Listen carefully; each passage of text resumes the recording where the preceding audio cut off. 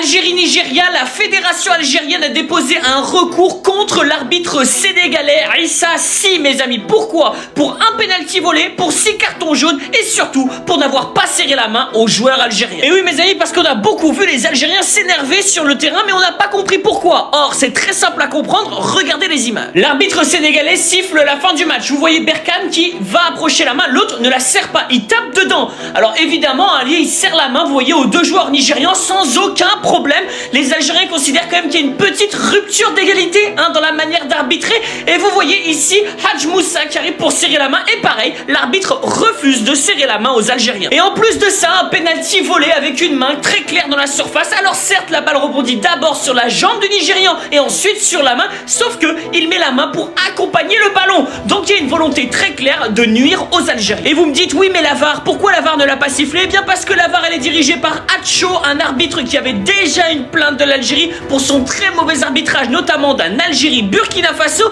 et qu'en plus de ça, l'assesseur des arbitres il était marocain. Là je vais faire une petite critique à la fédération algérienne de football. Quand le Maroc voit que l'arbitre est algérien, il demande à récuser l'arbitre algérien. Quand l'Algérie voit que l'arbitre est marocain, là il le récuse pas. Et donc Yahya Hadka, qui est donc l'assesseur marocain des arbitres, et bah oui, peut-être qu'il a fait pencher la balance. Alors maintenant l'Algérie a déposé une plainte, on verra ce que ça donne. Cela dit, il faut dire la vérité, comme le dit Aïssa Mandi, le Nigeria était bien meilleur et il n'aurait pas eu besoin de l'arbitre pour gagner. Mais très clairement, l'arbitre là, il y a un petit problème. Bon courage à ceux qui vont survivre et surtout, Tahia Al Jazeera.